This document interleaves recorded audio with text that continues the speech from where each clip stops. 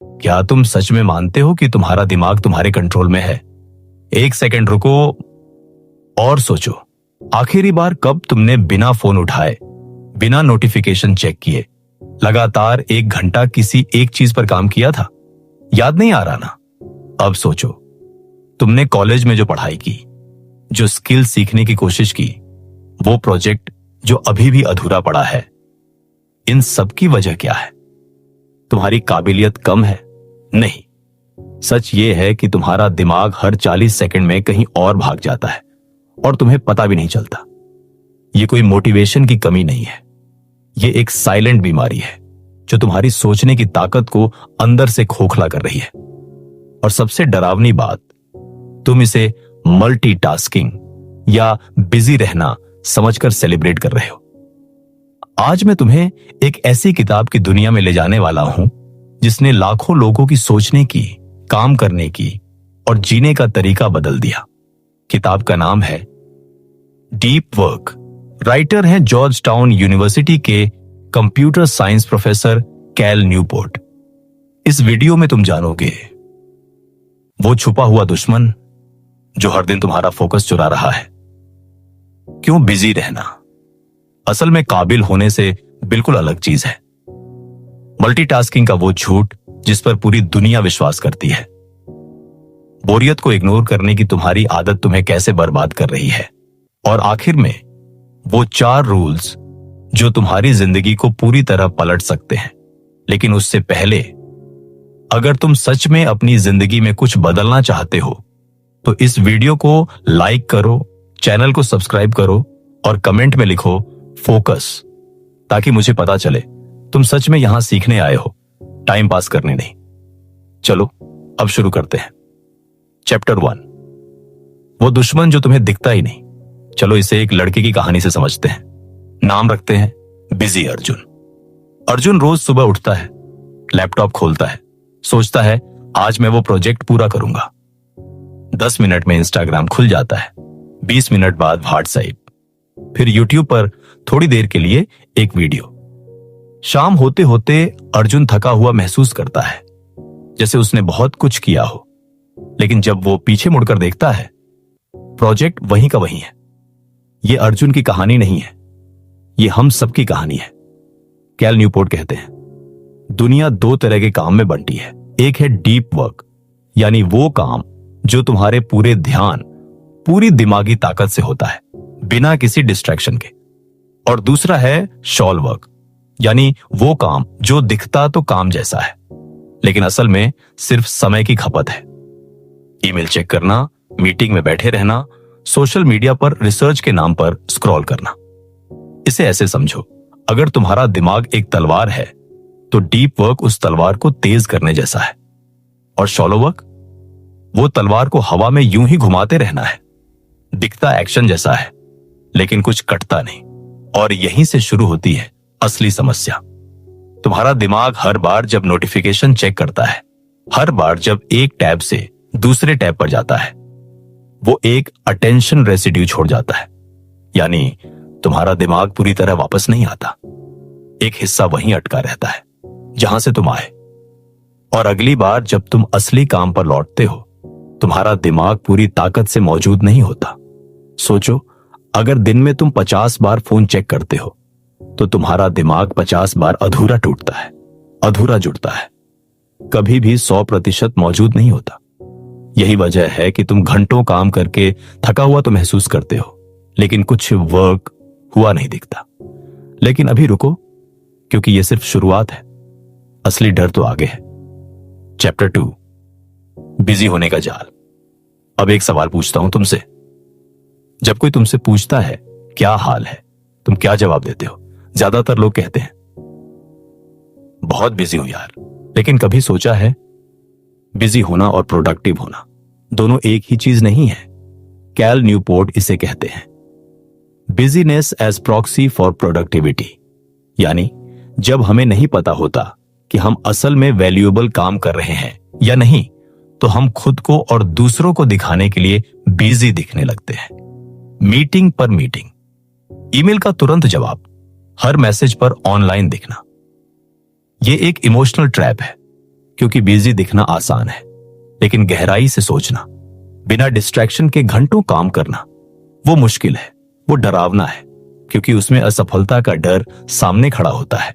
एक office worker की सोचो, दिन भर स्लैक पर मैसेज का जवाब देता है, हर मीटिंग में मौजूद रहता है, दिन खत्म होने पर इनबॉक्स जीरो करके घर जाता है।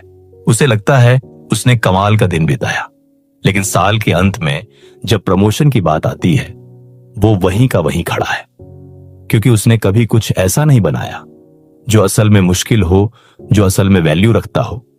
यही वो पैटर्न है जो लाखों लोगों को जिंदगी भर एवरेज बनाए रखता है। न्यूपोर्ट कहते हैं, दुनिया में जो लोग सच में आगे निकलते हैं वो दो चीजों में माहिर होते हैं। पहला, किसी मुश्किल चीज को जल्दी सीखने की काबिलियत। दूसरा, उस काबिलियत को क्वालिटी और स्पीड के साथ इस्तेमाल करने की ताकत। और दोनों ही चीजें सिर्फ एक हालत में मुमकिन है, जब तुम गहराई से बिना डिस्ट्रैक्शन के काम करते हो। लेकिन यहां एक और हिडन एनिमी सामने आता है, और ये वाला तो हम सबके अंदर घुसा हुआ है। चैप्टर 2, मल्टीटास्किंग का झूठ। तुमने कभी किसी को गर्व से कहते सुना होगा, मैं एक साथ 5 काम कर सकता हूं। व्हाट्सएप पर बात, यूट्यूब पर वीडियो, और साथ में असाइनमेंट भी लिख रहा है। सच बताऊं, यह सिर्फ एक इल्यूजन है, एक धोखा जो तुम्हारा दिमाग खुद तुम्हें देता है। साइंस कहती है, इंसानी दिमाग असल में मल्टीटास्क नहीं करता, वो सिर्फ बहुत तेजी से एक टास्क से दूसरे टास्क पर स्विच करता है, और हर स्विच पर एक छोटी सी कीमत चुकानी पड़ती है। कुछ सेकंड का फोकस, कुछ मेंटल एनर्जी, कुछ क्वालिटी। सोचो इसे ऐसे, अगर तुम एक गाड़ी को बार बार स्टार्ट स्टॉप करते हो तो वो गाड़ी उतनी दूर नहीं जाती जितनी एक बार में लगातार चलाने पर जाती। हर बार स्टार्ट होने में एनर्जी खर्च होती है। तुम्हारा दिमाग भी बिल्कुल वैसे ही काम करता है। और सबसे डरावनी बात अभी आनी बाकी है, ये आदत सिर्फ काम के वक्त नुकसान नहीं करती, ये तुम्हारे दिमाग को धीरे धीरे इस तरह ट्रेन कर देती है कि वो लंबे फोकस को बर्दाश्त ही नहीं कर पाता। जिस तरह चीनी की लत लगने के बाद सादा खाना बेस्वाद लगने लगता है, उसी तरह लगातार डिस्ट्रैक्शन की लत लगने के बाद गहरी सोच बोरिंग और तकलीफदेह लगने लगती है। दिमाग हर 15-20 सेकंड में कुछ नया, कुछ उत्तेजक मांगने लगता है। यही वजह है कि आज के ज्यादातर युवा किताब का एक चैप्टर पढ़ने में भी बेचैन हो जाते हैं। मूवी देखते वक्त भी फोन चलाते रहते हैं, यहां तक कि सोते वक्त भी आखिरी चीज फोन होती है, और उठते वक्त पहली चीज भी फोन। लेकिन अभी रुको, क्योंकि इसका इलाज है, और वो इलाज उतना ही अजीब है जितना यह समस्या खतरनाक है। चैप्टर 4, बोरियत कैसे तुम्हारी सबसे बड़ी दोस्त है। अब मैं तुमसे एक अजीब बात कहने वाला हूं, तुम्हें बोर होना सीखना पड़ेगा। हां, सही सुना। कैल न्यूपोर्ट कहते हैं, जो लोग गहराई से सोच नहीं पाते उनकी असली समस्या फोकस की कमी नहीं है। समस्या यह है कि उन्होंने कभी खुद को बोर होने ही नहीं दिया। सोचो, जब भी लाइन में खड़े होते हो फोन निकाल लेते हो, जब भी वेटिंग रूम में बैठे होते हो स्क्रॉल करने लगते हो, खाना खाते वक्त भी कुछ ना कुछ देखते रहते हो। तुमने अपने दिमाग को कभी एक पल भी खाली नहीं रहने दिया, और यही आदत तुम्हारे फोकस मसल को कमजोर करती जाती है। जैसे जिम में मसल बनाने के लिए बार बार वजन उठाना पड़ता है, वैसे ही फोकस बनाने के लिए बार बार बोरियत को झेलना पड़ता है बिना भागे।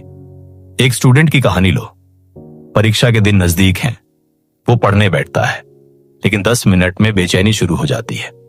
फोन उठाने का मन करता है। वो सोचता है बस 2 मिनट देख लूं, और वो 2 मिनट 2 घंटे में बदल जाते हैं। ऐसा एक बार नहीं, बार बार होता है, और आखिर में वो खुद को दोष देता है, मुझ में डिसिप्लिन नहीं है। लेकिन सच ये है कि ये डिसिप्लिन की कमी नहीं, ट्रेनिंग की कमी है। उसका दिमाग बोरियत को बर्दाश्त करने की ट्रेनिंग से कभी गुजरा ही नहीं। न्यूपोर्ट का सुझाव है, जानबूझकर रोज थोड़ी देर के लिए खुद को बोर होने दो।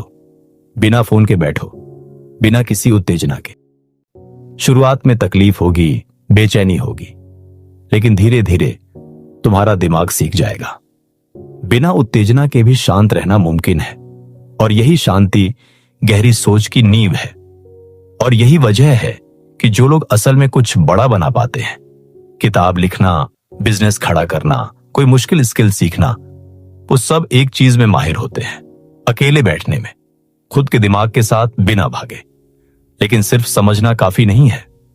अब बात करते हैं असल में करना क्या है।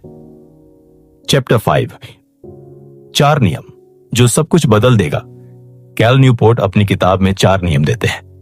ये कोई मोटिवेशनल बातें नहीं है, ये सिस्टम है, रूल्स हैं जिन्हें बनाना और फॉलो करना है। पहला नियम, डीप वर्क को अपनी आदत बनाओ। इसका मतलब है गहरे काम के लिए एक फिक्स्ड समय, एक फिक्स्ड जगह तय करो। जैसे तुम रोज एक ही वक्त पर नहाते हो बिना सोचे, वैसे ही गहरा काम भी एक रूटीन बने, ना कि एक मूड पर डिपेंड करे, क्योंकि मूड कभी भरोसेमंद नहीं होता। दूसरा नियम, बोरियत को गले लगाओ, जो हमने अभी बात की। जानबूझकर डिस्ट्रैक्शन से दूरी बनाओ ताकि दिमाग बिना उत्तेजना के भी काम करने की आदत डाल सके। तीसरा नियम, सोशल मीडिया से रिश्ता दोबारा तय करो। न्यूपोर्ट ये नहीं कहते कि सोशल मीडिया छोड़ दो। वो कहते हैं हर ऐप को इस्तेमाल करने से पहले पूछो, क्या ये मेरी असली जिंदगी के लक्ष्यों में मदद कर रहा है या सिर्फ समय चुरा रहा है? अगर जवाब सिर्फ समय चुरा रहा है तो उसे बेरहमी से हटा दो। चौथा नियम, शैलो वर्क को कम करो। हर दिन के छोटे छोटे बेमतलब कामों को गिनो और घटाओ। ईमेल का जुनूनी जवाब, बेवजह की मीटिंग, बार बार मैसेज चेक करना, इन सबको सीमित करो, टाइम बॉक्स में बांधो। इन 4 नियमों को सुनकर आसान लगते हैं, लेकिन असली चुनौती है इन्हें रोज बिना थके, बिना बहाना बनाए फॉलो करना। क्योंकि सच यही है, तुम्हारा दिमाग वापस पुरानी आदत में भागना चाहेगा, हर बार, हर दिन। और यही वो पल है जहां ज्यादातर लोग हार मान लेते हैं, लेकिन जो लोग टिके रहते हैं वो कुछ अलग ही बन जाते हैं। अंत में अब मैं तुम्हें वो बात बताता हूं जिससे ये पूरा वीडियो शुरू हुआ था। तुम्हारा दिमाग तुम्हारे कंट्रोल में नहीं है, ये उन सब चीजों के कंट्रोल में है जिन्हें तुमने बार बार बिना सोचे इजाजत दी है। हर नोटिफिकेशन, हर स्क्रॉल, हर बस 2 मिनट, इन सब ने मिलकर तुम्हारे दिमाग की बनावट बदल दी है। लेकिन खुशखबरी यह है, दिमाग जितनी आसानी से बिगड़ता है उतनी ही आसानी से दोबारा बन भी सकता है। यह कोई फिक्स्ड चीज नहीं है। हर बार जब तुम बोरियत को झेलते हो, हर बार जब तुम फोन को दूर रखकर 1 घंटा काम करते हो, तुम अपने दिमाग को दोबारा ट्रेन कर रहे होते हो।